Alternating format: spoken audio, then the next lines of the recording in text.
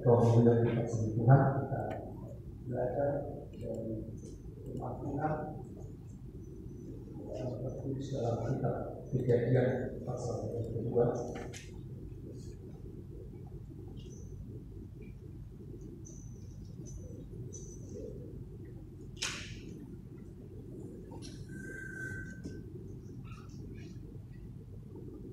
Kitab Kejadian pasal yang kedua ayat yang ke-18.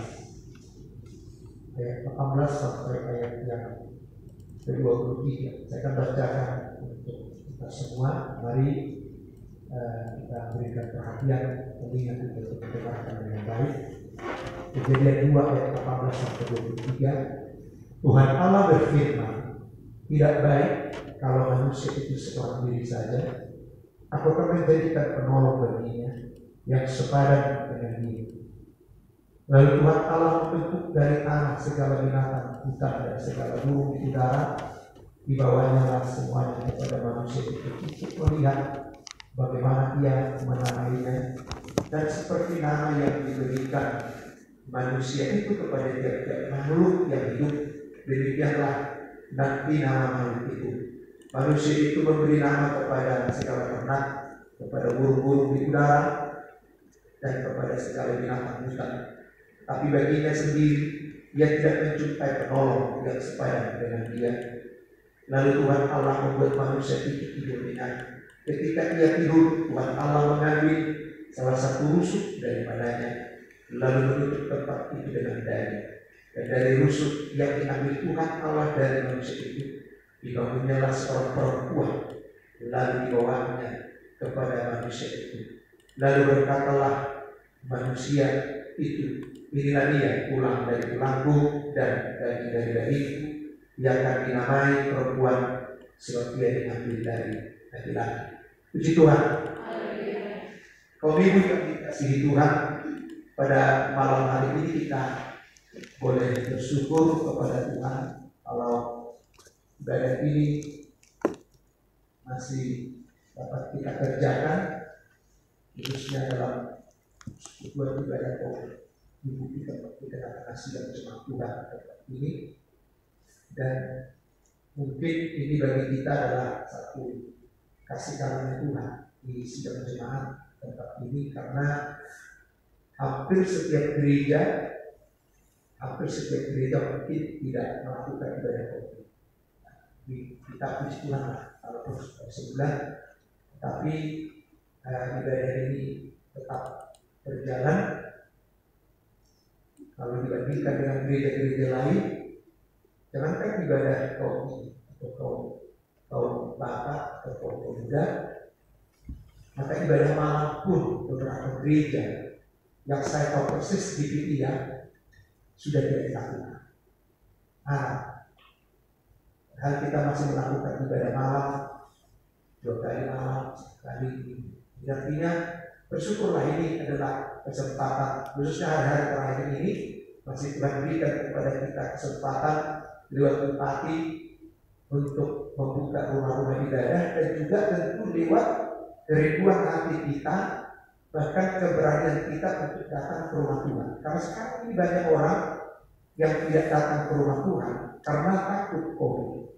Itu saya dengar sendiri dari gembala sidang kita, salah satu GPI, hamba Tuhan sendiri, ya, hamba setelah bulan-bulan COVID ini, baru hanya terakhir ini, September terakhir ini dia baru datang ke kita.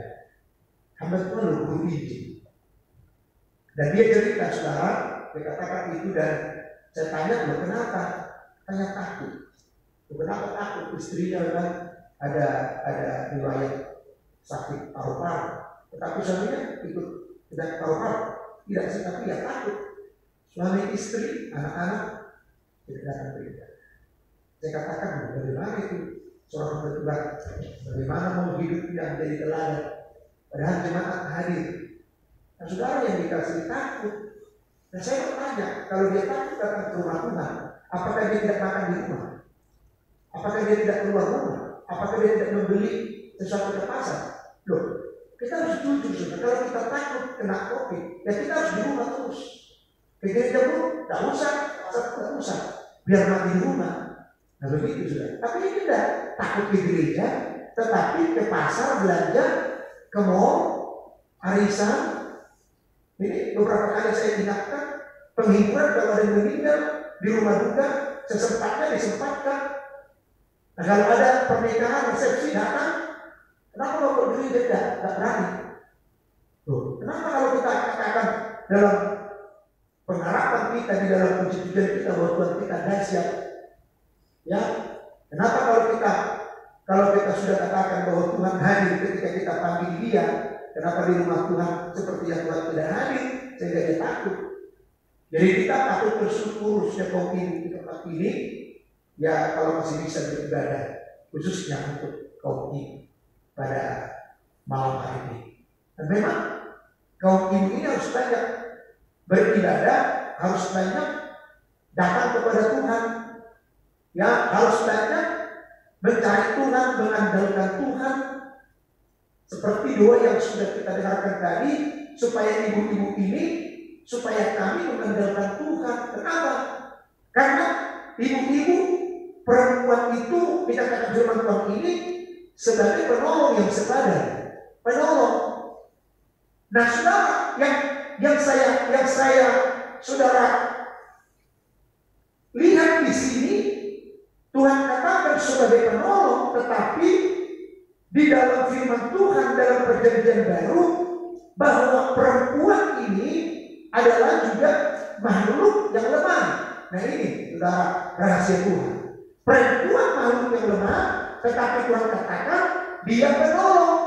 Yang saya tahu kalau penolong pasti lebih kuat dari yang ditolong. Itu pasti. Amin. Pasti itu.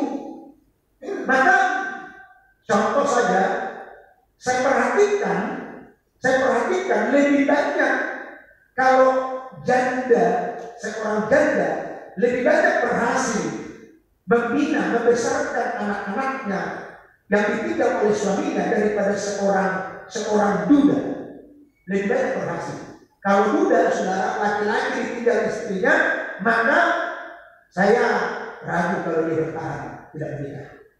Pasti yang dipikirkan menikah, anak-anaknya akan terbentang. Ya, cita-cita anaknya mungkin bisa terhalang. Ya kalau memang bisa istri barunya ini, istri kedua ini bisa menjadi istri ketiga ini bisa menjadi sesuatu teladan atau mungkin cocok dengan anak-anaknya. Kalau tidak, nah itu sebabnya saya perhatikan bahwa walaupun manusia lemah, walaupun dikatakan kaum yang hidup lemah, di dalam 1 Petrus 3 ayat 7, demikian juga kamu hai suami-suami hidup dan bijaksana dengan istrimu sebagai kaum yang lebih lemah. Jelas dikatakan. Tetapi di dalam firman Tuhan ini dikatakan dia sebagai penolong. Itulah sebabnya kalau dikatakan Tuhan tugas seorang perempuan, seorang wanita sebagai penolong, tentu harus sungguh-sungguh mengandalkan Tuhan sebagai sumber kekuatan baginya. Mengandalkan Tuhan sebagai sumber kekuatan baginya. Kalau tidak akan sanggup sebagai penolong. Ini peran istri yang sangat luar biasa digambarkan di dalam firman Tuhan ini. Dikatakan dalam firman Tuhan. Bahkan kalau boleh saya katakan bahwa peran istri sebagai penolong digambarkan mewakili sosok Roh Kudus.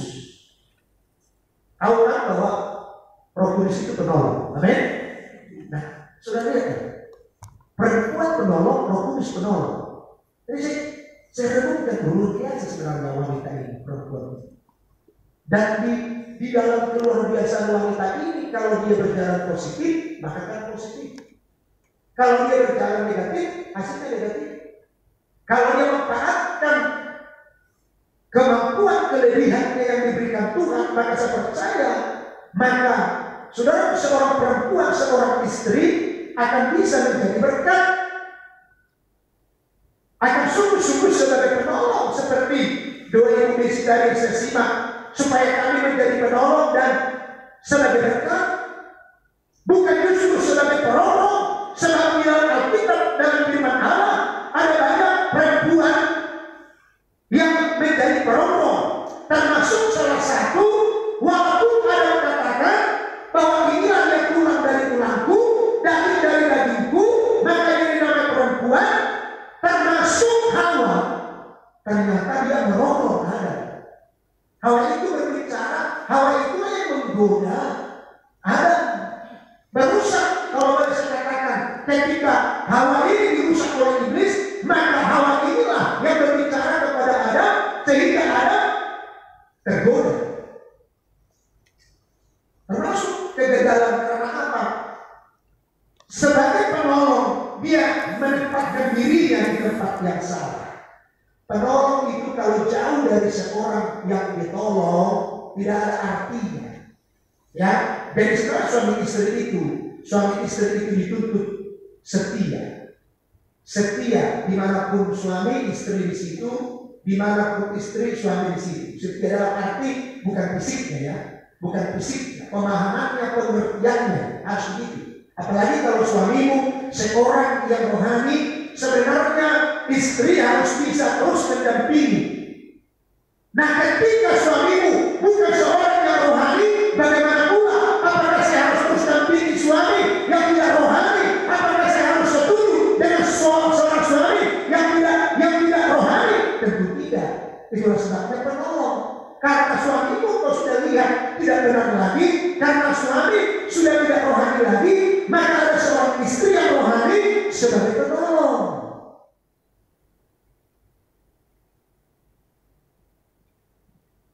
Kaum ibu yang dikasihi Tuhan, jadi digambarkan di dalam firman Tuhan dalam Yohanes 14. Coba saja lihat Yohanes 14 ayat 16. Bahwa para istri sebagai penolong digambarkan mewakili sosok Roh Kudus. Ya, dan juga Tuhan katakan bahwa aku akan memberikan penolong bagi, aku akan meminta kepada Bapa penolong bagi, itu Roh Kudus. Yohanes 14 coba dibacakan ayat 16. Demikian firman Tuhan, aku akan minta kepada Bapa, dan Ia akan memberikan kepadamu seorang penolong. Memberikan seorang penolong. Di dalam Kejadian ini pun, dalam Kejadian 2 ayat 18 ini pun tadi, tidak baik kalau manusia itu seorang diri.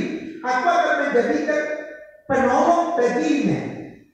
Ini perempuan penolong di dalam Kejadian berbicara tentang seorang perempuan. Jadi sama, seorang penolong, seorang Roh Kudus, dan di dalam Kejadian ini seorang perempuan sebagai penolong. Digambarkan luar biasa ini. Terus kan? Supaya Ia menyertai kamu selama-lamanya. Itulah sebab saya katakan tadi, penolong itu harus tetap bersama dengan yang mau ditolong, ya. Supaya ia menyertai kamu selama-lamanya. Jadi istri harus tetap berdampingan dengan suami dalam arti rohani. Kalau suaminya rohani, sebenarnya istri harus ikut, bisa, harus ikut. Tetapi kalau suaminya tidak rohani, istri harus menolong supaya rohani. Amin. Terus kan? Yaitu roh kebenaran, dunia tidak dapat menerima. Nah, roh kebenaran, istri bisa berkata benar, bukan berkata sebaliknya tidak benar. Roh Kudus itu menolong, setia. Roh Kudus itu roh kebenaran, menyatakan kebenaran. Istri itu sebagai penolong harus tetap setia. Istri itu sebagai penolong harus tetap berkata benar. Jangan memplesetkan. Kadang-kadang mohon maaf, ada suami yang berkata benar rohani, justru istri yang manas-manasi. Nah, ini persoalan. Istri yang bikin kacau suaminya. Jadi istrinya yang bikin manas-manasi suaminya. Padahal suaminya tulus rohani, tetapi istrinya tidak rohani ini. Merongrong kehidupan rohani suaminya. Padahal roh kebenaran, Roh Kudus itu, penolong itu diberikan untuk memimpin kepada kebenaran. Dan dunia tidak dapat menerima dia, terus kan? Dunia tidak dapat menerima dia, sebab dunia tidak melihat dia dan tidak mengenal dia. Ya. Tetapi kamu mengenal dia, sebab ia menyertai kamu dan akan diam di dalam kamu. Ya, cukup. Jadi artinya bahwa penolong itu dituntut tetap setia, penolong itu dituntut untuk tetap berkata kebenaran. Haleluya. Haleluya. Kaum ibu yang dikasihi oleh Tuhan Yesus Kristus, tugas ini tidak mudah. Tidak mudah. Tetapi itu sesuatu yang ditugaskan oleh Tuhan kepada seorang wanita, kepada seorang istri. Kalau kita lihat dalam Kejadian penciptaan, hari pertama, hari kedua, ketiga, dan seterusnya, ketika Tuhan menciptakan semua makhluk-makhluk, baik di darat, di laut, baik burung-burung di udara, semua diciptakan dan selalu dikatakan, jadilah petang, jadilah pagi, itulah hari ke-6, dan selalu dikatakan, maka semuanya sangat baik. Selalu diakhiri, maka semuanya sangat baik. Ya, jadi selalu sangat amat baik.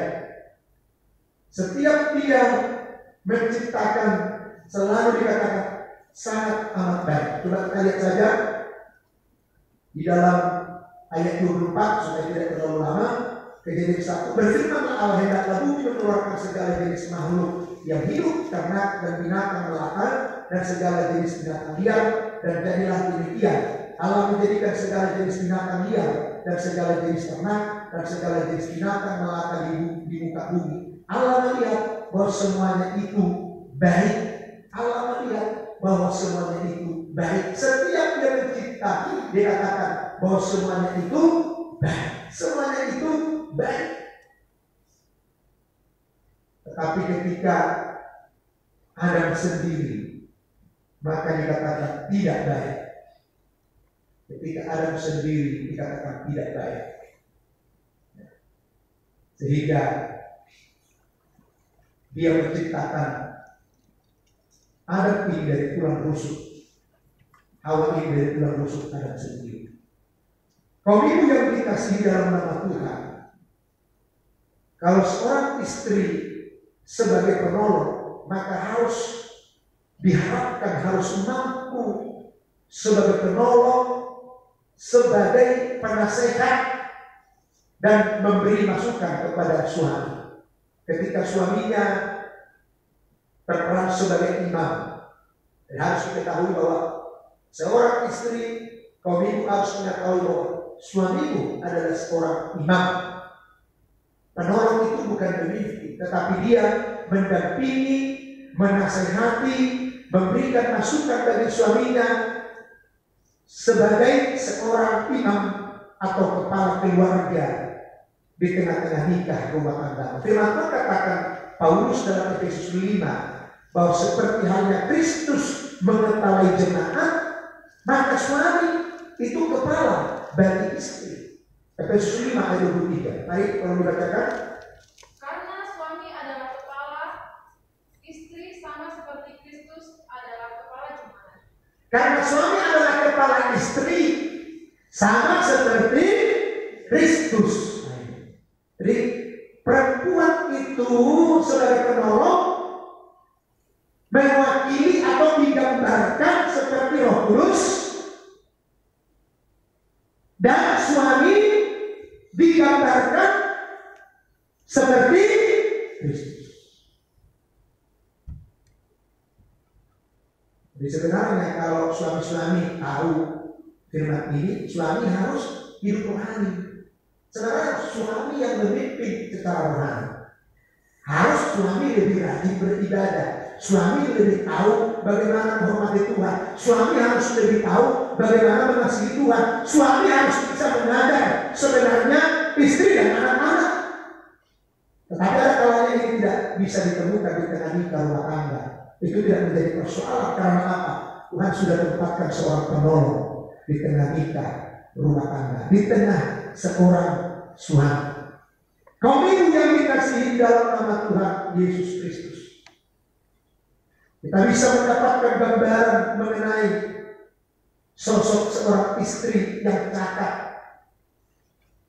Kalau kita perhatikan, salah satu yang penting di antaranya sebagai seorang istri yang cakap sebagai penolong, ia membuka mulutnya. Coba kalau kita lihat dalam Amsal 31, seorang istri yang cakap sebagai penolong, ia membuka mulutnya dengan hikmat, pengajaran, dengan lemah lembut.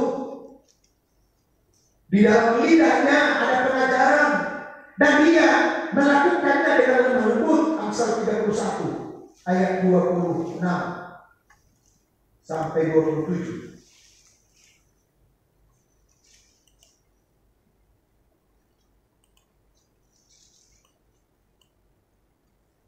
Amsal 31, coba bacakan. 26. Ia membuka mulutnya dengan hikmat, pengajaran yang di dunia ini puji-pujian kepada istri, kepada wanita yang membuka, wanita ini, perempuan ini membuka mulutnya dengan hikmat, membuka mulutnya dengan hikmat. Jadi kalau orang Batak bilang joloni bilat bibir asal dilok. Sekarang banyak wanita yang tanpa hikmat, terus ngomong saya sama suami juga ngomong. Kadang-kadang banyak cerita, sehingga cerita mungkin sudah menyinggung perasaan orang, atau mungkin karena banyaknya cerita, banyaknya kabar yang didengarkan, dia tidak peduli, dia tidak berpikir tentang firman Allah ini dengan tidak berhikmat. Dia memberitahukan tanpa berpikir, kalau ini saya ceritakan, apa dampaknya kepada dia, mungkin lemah atau bagaimana. Tidak berpikir. Sudah ceritakan terus. Dalam hal ini seorang wanita, seorang istri yang membuka mulutnya dengan hikmat, artinya tidak harus semua cerita-cerita yang kau dapatkan, yang ibu-ibu dapatkan, yang mungkin sesuatu perbuatan-perbuatan yang ibu-ibu terima dari siapapun itu harus dikasih tahu ke suami. Tidak harus semua. Loh, kalau ini mau ceritakan membuat lemah suamimu, membuat mundur suamimu, jangan diceritakan. Makanya membuka mulutnya dengan hikmat, terus pengajaran yang lemah lembut ada di lidahnya, tapi mengajar anak-anaknya. Jadi wajar kalau ibu, kalau istri itu, seorang ibu mengajar anaknya di rumah, wajar. Itu bukan berlebih. Jangan jadi ibu di rumah karena ayo kamu supaya aku saya kok. Ayo tidak sendiri. Ia membuka mulutnya dengan hikmat, pengajaran yang lemah lembut ada di lidah. Bukan berarti suaminya tidak boleh mengajar, bukan. Tetapi dia istri sebagai penolong harus bisa mengajar. Mengajar anaknya bila detik. Kalau rohani suaminya tidak jelas atau dia lebih mengajar suaminya, memberitahukan yang benar kepada suami. Termasuk itu mengajar, kalaupun tidak secara tidak memerintah, tapi menyampaikan yang benar. 27. Ia mengawasi segala perbuatan rumah tangga. Ya, dia mengawasi. Makanya dikatakan ibu rumah tangga, bukan bapak rumah tangga. Ya kan? Tidak ada bapak rumah tangga. Kepala keluarga seorang bapak dan ibu rumah tangga itu seorang ibu. Mengawasi semua perbuatan rumah tangganya, tahu anak-anaknya di mana, tahu anak-anaknya kemana, di mana anaknya bermain, di mana anaknya berada, tahu. Itu aja. Perbuatan rumah tangganya. Terus makanan kemalasan tidak dimakan. Tidak boleh malas memasak. Makanan kemalasan ini bakso, mie ayam, seblak. Anaknya belum makan, berikan seblak deh sana. Anaknya suka seblak. Di depan rumah ada seblak. Ada cilok-cilok aja tuh, makan pakai cilok deh. Makanan kemalasan itu.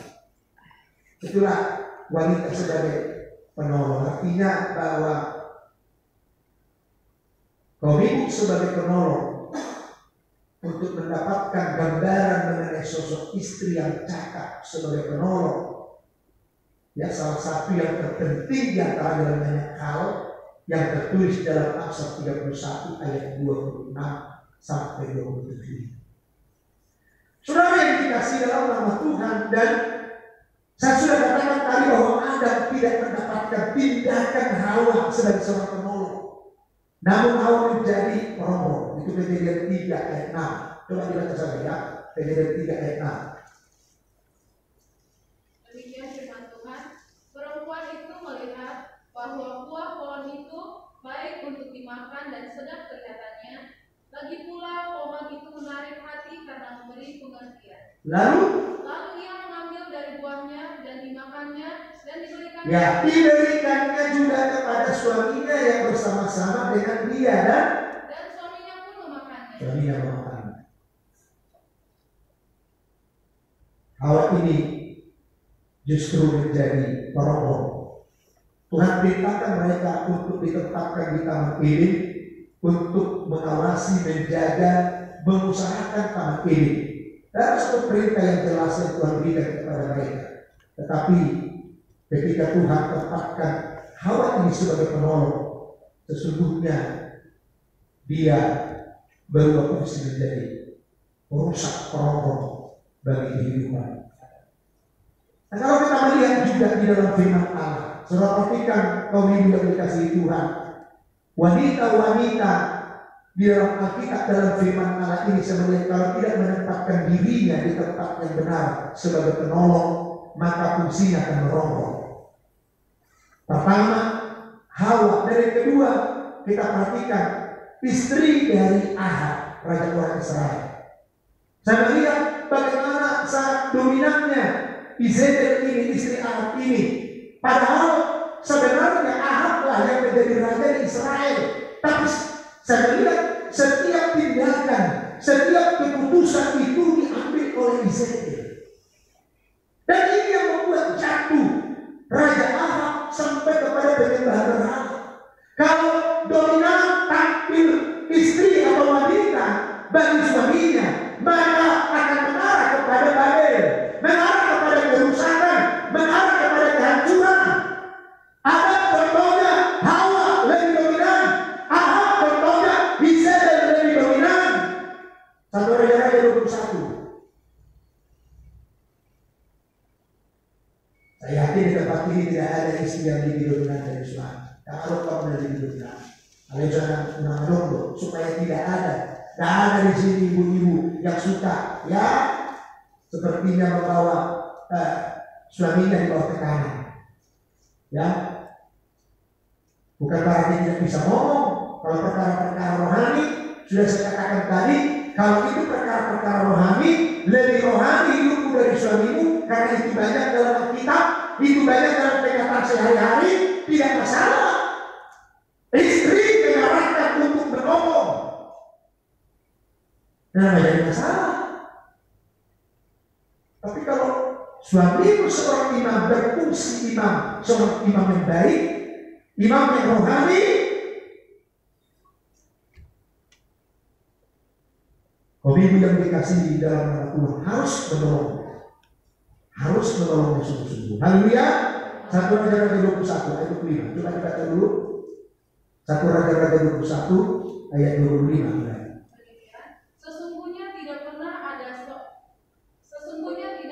ada orang seperti Ahab. Tidak ada seorang pun seperti Ahab yang memperbudak diri dengan melakukan apa yang jahat di mata Tuhan. Ya.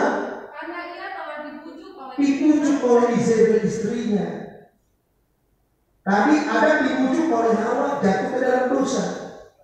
Ahab dibujuk oleh Izebel istrinya jatuh kepada dosa, memperbudak dirinya dengan kejahatan, menjaga ilah-ilah lain, bahkan dia tega membunuh dari Allah Israel.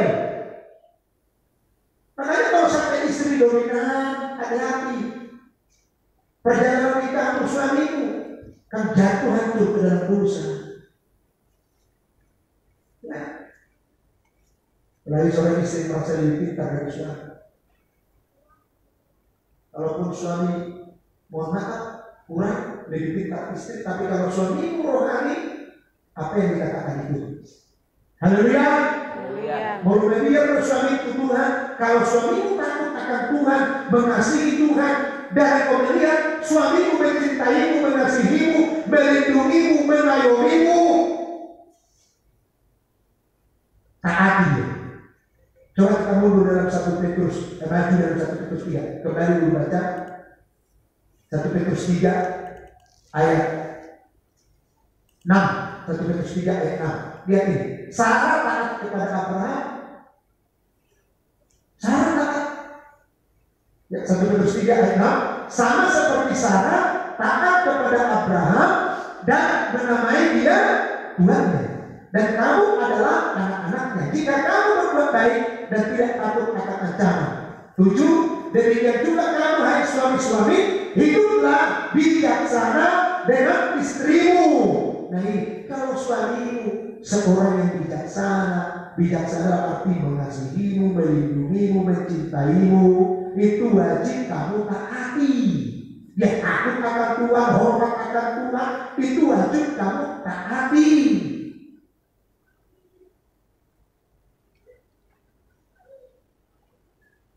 Tapi kalau memang hidupnya jauh dari rohani, jangan mau mentaatinya.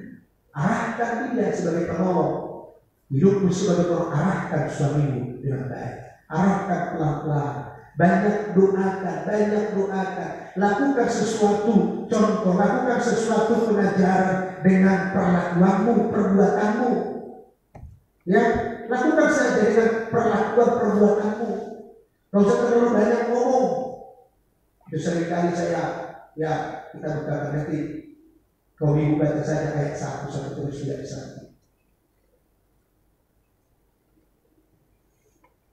1 Petrus 3 ayat 1. Demikian juga kamu hai istri, tunduklah kepada suami, supaya jika ada di antara mereka yang tidak taat kepada firman, mereka juga tanpa perkataan dimenangkan oleh kelakuan istrinya. Kelakuan istri bisa memberikan pengajaran. Kelakuan istri bisa memberikan satu kebenaran kepada seorang suami. Dengan akal dia melihat hidupmu, hidup ibu-ibu, istri-istrinya, maka dia akan memiliki hati yang terbuka kepada Tuhan. Nah, Izebel ini dia membujuk Ahab. Izebel istri Ahab ini adalah seorang yang sangat dominan, tidak takut akan Tuhan. Ya, dalam 1 Raja-Raja tadi sudah selesai dibaca. Coba 25, sesungguhnya tidak pernah ada orang seperti Ahab yang memperbudak diri dengan melakukan apa yang jahat di mata Tuhan. Terus karena ia telah dibujuk oleh Izebel. 26. Bahkan ia telah berlaku sangat keji dengan mengikuti berhala-berhala, tepat seperti yang dilakukan oleh orang Amori yang telah dihalau Tuhan dari depan orang Israel. Ya. Jadi kemarin juga minggu saya sudah sampaikan dari pertama bahwa orang Israel itu jatuh kepada perzinahan rohani karena wanita, perempuan. Makanya perempuan ini sebenarnya penentu. Kalau perempuan rohani sebagai penolong penentu. Suamimu akan lebih rohani, kalaupun sudah rohani pasti akan lebih rohani. Suamimu kalaupun tidak rohani pasti akan bisa lebih rohani. Itu tergantung perempuan. Haleluya. Apalagi kalau suaminya sudah rohani, enak sekali. Istri tinggal fokus saja, loh, kasih semangat. Coba dalam 1 Raja-Raja 19, Izebel istri Raja Ahab ini dia menonjol terus. 1 Raja-Raja coba lihat. Tadi cerita dalam 1 Raja-Raja 21 itu langsung pengaruhnya kepada Ahab. Nah, ini tindakan-tindakan daripada Izebel ini lihat dalam 1 Raja 19 ayat 1. Mari. Ketika Ahab memberitahukan kepada Izebel segala yang dilakukan Elia dan melihat Elia membunuh semua nabi itu dengan pedang, maka Izebel menyuruh seorang suruhan mengatakan kepada Elia, Ya. beginilah kiranya para hilang menghukum aku, bahwa lebih lagi daripada itu, jika besok kira-kira pada waktu ini aku tidak membuatnya seperti nyawa salah seorang dari mereka itu. Dia mengancam dari diri. Coba ayat 1 itu aja. Laporan itu, kabar itu sampai kepada Ahab. Ketika Ahab memberitahukan, dia tahu kabar tentang apa, tentang kabar tentang Elia. Dia tahu, saya diceritakan kepada istrinya. Ketika Ahab memberitahukan kepada Izrael segala yang dilakukan Elia dan perihal Elia membunuh semua nabi-nabi itu dengan pedang, nabi-nabi Allah dibunuh. Maka apa? Bukan Ahab yang berinisiatif, tapi dia perempuan ini, Izrael ini, ayo, kira-kira begitu. Ayo, buru-buru jauh pos. Ayo, baik kok. Bola ibu istri ngomong, kamu kan sini, dia sebentar. Udah, ini sudah mati. Coba lihat ini. Ayat 2, maka Izrael menyuruh seorang suruhan. Langsung dia sakitnya, langsung dia, ini, sambil dia bilang, dia belum sini, tenang kok, hati-hati, hancur. Izrael menyuruh seorang suruhan mengatakan kepada Elia, beginilah kiranya para ilah menghukum aku, bukan Izrael raja, tapi aku dihukum. Kalau saya membunuh kamu, kata Izrael, seorang istri, padahal Ahab belum ngomong. Terlalu maju. Ini tuliskan bagi kita, khususnya bagi wanita supaya belajar. Ya, dengan lembut, rendah hati. Seperti Amsal 31 tadi saya sudah tunjukkan untuk kita renungkan. Beginilah kiranya para ilah menghukum aku, bahkan lebih lagi daripada itu. Jika besok kira-kira pada waktu ini aku tidak membuat nyawamu sama seperti nyawa salah seorang dari mereka, ingin membunuh hamba Tuhan. Dia tidak takut kepada hamba Tuhan, dia tidak takut kepada Tuhan.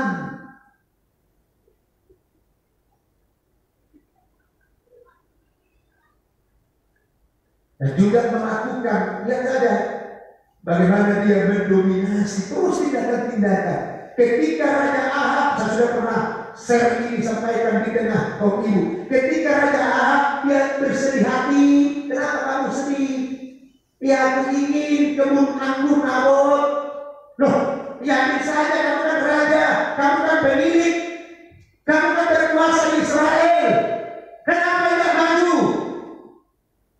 Di sini yang memanas-manasi, di sini yang menggosok.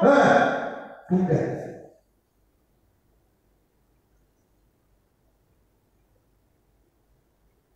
Memang dalam sejarah seorang laki-laki dikatakan dia berhasil. Itu keberhasilan tidak terlepas dari seorang istri, hampir 80%. Tapi gagal pun istri. Kalau suaminya. Kenapa kamu bersedih, suamiku? Aku ingin itu kebun anggur Nabot. Loh, kenapa enggak kamu beli saja? Tak mau Nabot menjual. Tenang saja, saya ngatur. Istrinya Izrael langsung mengatur, bikin surat, langsung dibikin surat sendiri. Izrael yang bikin surat sendiri, istrinya dikarang sendiri. Kan, kalau senang, kalau suaminya lupa. Benar. Jadi saya terima, pakai stempel usaha, pakai stempel raja. Tidak bertanya, tidak meminta petunjuk kepada Ahab. Tapi inilah wanita yang sepatutnya menjadi penolong yang baik, salah menempatkan diri, menjadi penolong, menjadi perusak, menjadi penghancur.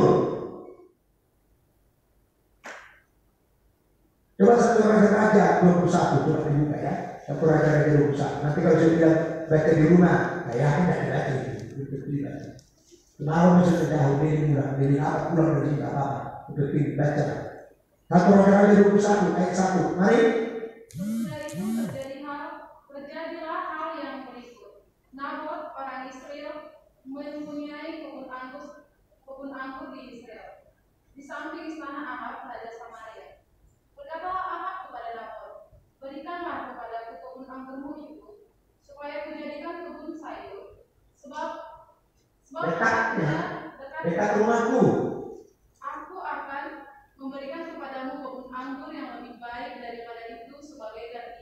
Kata Ahab, atau jika engkau lebih suka, aku akan membayar harganya kepadamu dengan uang. Terus jawab Nabot kepada Ahab, ya, kiranya Tuhan menghindarkan aku daripada memberikan milik pusaka nenek moyang. oh ini warisan. Nabot tak tahu ini warisan, tak boleh. Terus Lalu masuklah Ahab ke dalam istananya dengan kesal hatinya dan gusar karena perkataan yang dikatakan Nabot orang Israel itu, katanya kepadanya, tidak ada kuberikan kepadamu milik pusaka nenek moyangku. Tidak akan kuberikan kepadamu milik pusaka nenek moyangku. Maka berbaringlah ia di tempat tidurnya dan menelukupkan mukanya dan tidak mau makan. Kalau biasanya suami kalau sudah istri kadang terlalu, lalu dia sama suaminya kadang istri, kenapa sih Pak? Apalagi kalau keluar cinta istri sama suami, apapun saya lakukanlah untuk apa? Termasuk yang salah. Nah ini sebenarnya penolak yang salah. Lalu datanglah Izrael istrinya dan berkata kepadanya, apa sebabnya hatimu kesal sayang, sehingga kau tidak makan? Terus lalu jawabnya kepadanya, sebab aku telah berkata kepada Nabot orang Israel itu, berikanlah kepadaku kebun anggurmu dengan bayaran uang, atau jika engkau lebih suka, aku akan memberikan kebun anggur kepadamu sebagai gantinya. Terus Tetapi sabutnya, tidak akan kuberikan kepadamu kebun anggurku itu. Kata Isabel istrinya kepadanya, ya, ini kata Izrael istrinya kepadanya, bukankah engkau sekarang yang memegang kuasa raja atas Israel? kamu kan saya bilang, kamu kan ini untuk lain. Ini memang ibu-ibu terlalu agresif banget ini kan. Ayo tuh mau kan? Langsung. Ini kan sini. Kalau saya tanya ada suami yang memang pengen ribut, istrinya, jangan, boleh begitu. Pasti tidak terjadi.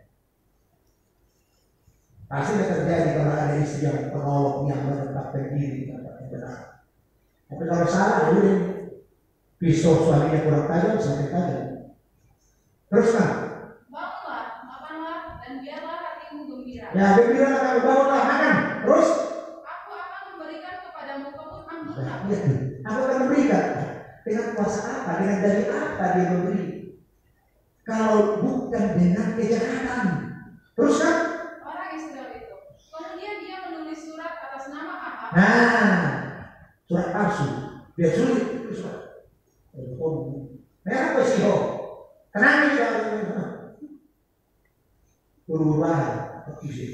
Terus Memateraikannya dengan materai raja, lalu mengirim surat itu kepada dikirim kepada tuan-tuan dan pemuka-pemuka yang diam sekota dengan Nabot. ya, tidak perlu kita baca. Seterusnya isinya, diadakanlah puasa di situ dan diundanglah Nabot, diadakan puasa bersama orang Israel, diundanglah Nabot ditempatkan di depan, dan ketika itu difitnahlah Nabot di dalam ibadah puasa itu, dan sehingga Nabot digeser, ditarik keluar kota dan dia dilempar sampai mati. Nanti saudara baca di rumah terus. Dilempar sampai mati, baru dikatakan Izebel, udah, bu, ambillah itu kebunnya, bisa saya. Suka-suka ambil tanpa membayar. Makanya hati-hati ibu-ibu yang kami kasih dalam yang saya kasih, mohon jangan tempatkan diri sebagai penolong di tempat yang tidak benar. Ya, andalkan Tuhan. Kalau kau menjadi penolong yang benar, andalkan Tuhan Yesus satu-satunya. Cari Tuhan, kenal Tuhan, takut akan Tuhan. Hanya yang satu-satunya yang harus kau kerjakan. Terlalu banyak firman Tuhan. Kalau saya teruskan, termasuk juga bagaimana Hagar, Sarah juga bukan penolong yang baik. Ya, ini terakhir. Sarah bukan penolong yang baik. Jadi coba tempatkan dirimu. Sarah ini, dia ingin memiliki keturunan, tetapi dia tidak diberkati Tuhan, belum dijalankan Tuhan keturunan, sehingga dia memberikan Hagar budaknya kepada Abraham.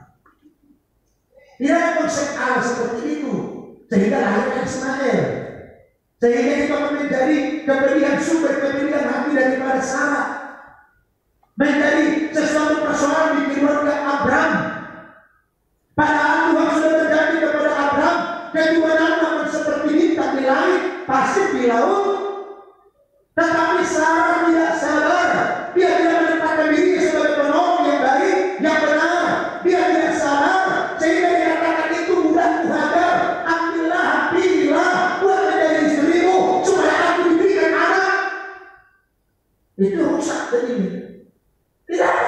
Allah untuk Abraham mengadu atau menjadi punya istri dua, itu hal yang ada.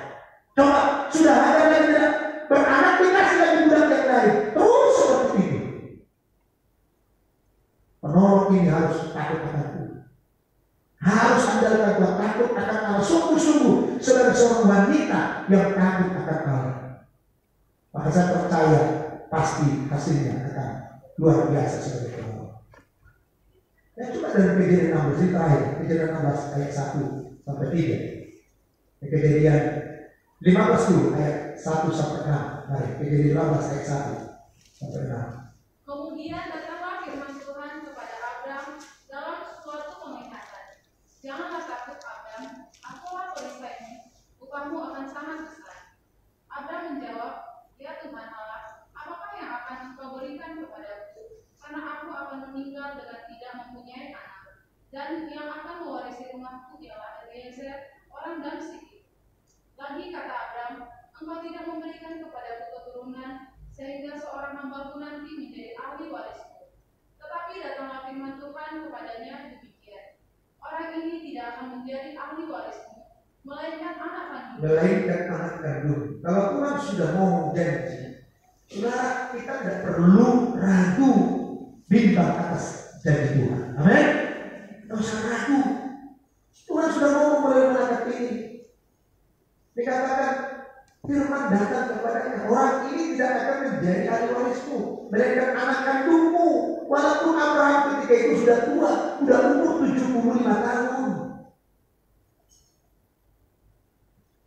Sarah pun sudah tua, bahkan mandul. Tetapi datang firman, ada satu janji. Teruskan. Dialah yang akan menjadi ahli warismu. Lalu Tuhan membawa Abram keluar serta berfirman. Ya, sampai ditunjukkan satu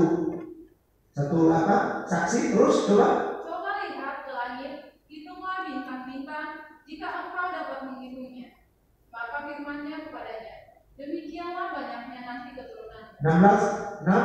Lalu percayalah Abram kepada Tuhan, maka Tuhan memperhitungkan hal itu kepadanya sebagai kebenaran. Dia percaya seorang suami yang percaya kalau ada penolong yang tidak menempatkan dirinya yang benar, pengaruh. Walaupun sudah percaya, hukum rohani suamimu seorang yang rohani. Kalau engkau seorang penolong yang tidak benar, suami juga akan berkepo-kepo, akan lurus jalannya. Lihat ini ayat pasal 16, Kejadian 16 ayat 1. Adapun Sarai, istri Abram itu tidak beranak. Ia mempunyai seorang hamba perempuan, orang Mesir, Hagar namanya. Berkatalah Sarah kepada Abram, engkau tahu Tuhan tidak memberi aku melahirkan anak. Karena itu, baiklah hampiri hambaku itu. Mungkin oleh dia aku dapat memperoleh seorang anak. Dan Abram mendengarkan perkataan Sarah. Terus? Jadi Sarah, istri Abram itu mengambil Hagar, hambanya orang Mesir itu, yakni ketika Abram telah 10 tahun tinggal di tanah Kanaan, lalu memberikannya kepada Abram suaminya untuk menjadi istrinya. Padahal Abram sudah mendengarkan firman Tuhan, tapi lihatlah ketika seorang penolong ini, Sarah ini berbicara, betapa besarnya pengaruh seorang penolong mempengaruhi. Sekalipun Abram sudah dengar firman, keturunanmu akan seperti bintang, tetapi bisa berubah. Maka tempatkanlah kaum ibu yang dikasihi Tuhan, yang saya kasihi dalam Allah, tempatkan dirimu sebagai penolong yang benar. Andalkan Tuhan, takutlah akan Tuhan, hidup rohani lagi, belajar lebih lagi tentang Tuhan, supaya kau sebagai penolong yang benar bagi suamimu. Puji Tuhan. Karena Tuhan menolong ibu-ibu di tempat ini untuk melakukan tugasnya sebagai penolong. Apa yang dikatakan oleh firman Tuhan, seperti kepada seorang perempuan yang diciptakan Tuhan, kepada Adam dan Ibu sebagai penolong ditempatkan di sisinya. Karena ibu-ibu di tempat ini mampu melakukan tugasnya dengan baik. Tuhan memberkati semua.